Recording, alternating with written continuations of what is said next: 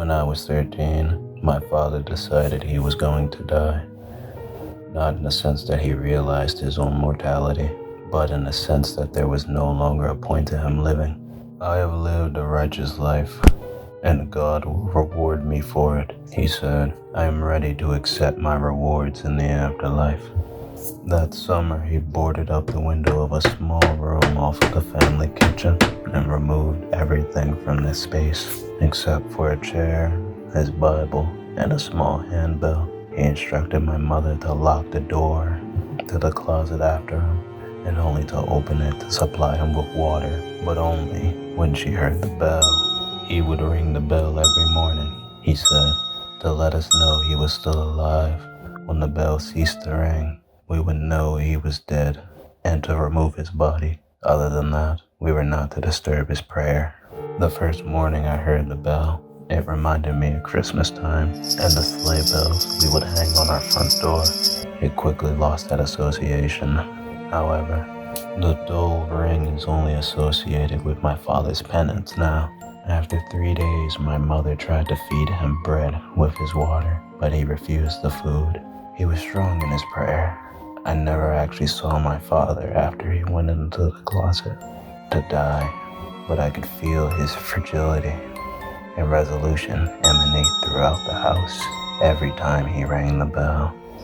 My sister and I made a ritual of sleeping in the kitchen so we could hear him ring it.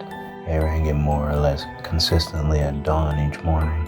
If it sounded weaker for several days in a row, we would figure that he was closer to dying, but more often than not, the ring would be louder and more resonant the following day, and we would suppose he had a little more time left after all. 31 days later, exactly a month, the bell stopped. I was no longer sleeping in the kitchen, but I dreamt I heard it. A quiet ring reverberated in my ears, ever so faintly, but I knew it was not real. My mother waited a few hours in case he had simply forgotten to ring it at his normal time. After all, there was no way for him to keep time in the closet, and he was disoriented at that point. But there was still no ring by midday, and then none into the evening.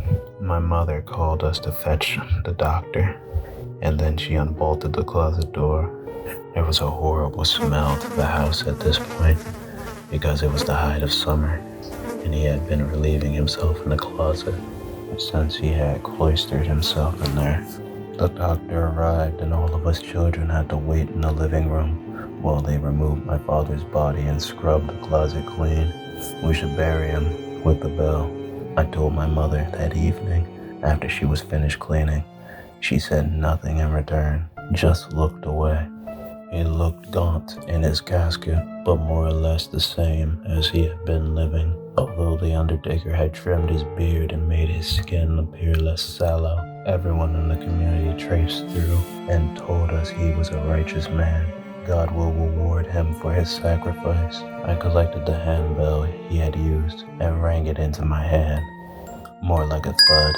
I half thought to tuck it into his hand before the burial, but I knew my mother would be upset. Instead, we put the bell on our mantle where it faded into remembrance. Recently, someone told me your body is just a bunch of atoms after you die. There's no organization or consciousness to it. Just a smattering of energy erupted into the universe. They said it could take hundreds of years to coalesce again into some kind of entity. I must have believed that in some sense then, because I felt like my father was truly gone from our house. His presence was nowhere to be found. It wasn't until I was 16, 3 years later, that I began to hear the bell again.